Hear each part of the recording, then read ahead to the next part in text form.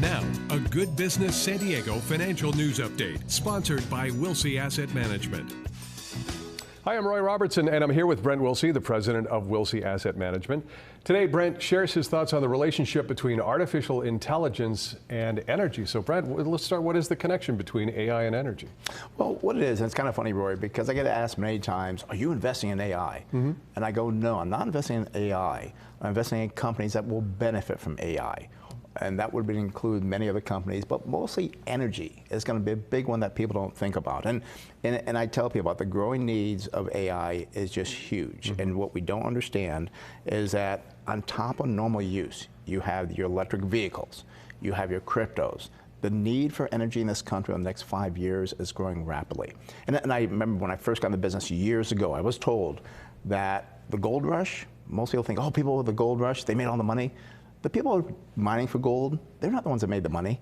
It was the people selling the picks and shovels. They made the good long-term money. And that's what is happening with AI. It's going to be the energy long-term is going to create good, solid wealth, not this crazy up and down movements you have with AI companies. Interesting. So how much energy are we talking about? How much does AI actually consume all in? A lot. And what it is that I remember, you may remember as well, CPUs, central processing units for the computers. Sure. They are now GPUs, which is graphic processing units. And these require a lot of energy.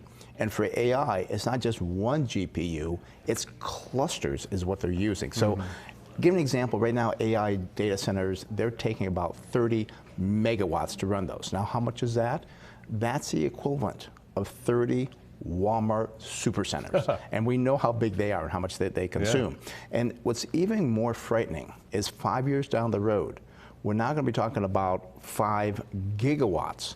Now, how much is that? Well, a gigawatt is 1 billion watts. That's a lot when you think how much that is.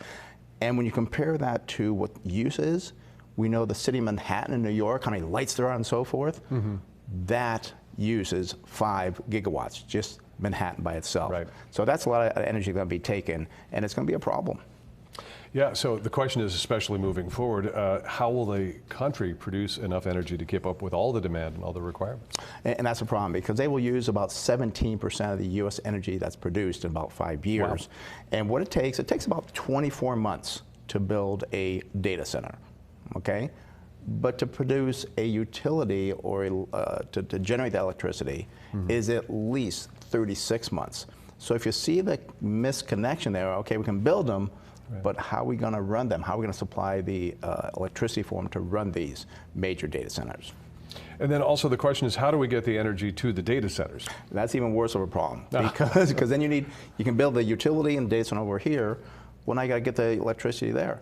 It can take up to 10 years to do a transmission line. So it's going to be a major problem to get that there. So the best place to be investing is energy, which would be, I think, natural gas, utilities.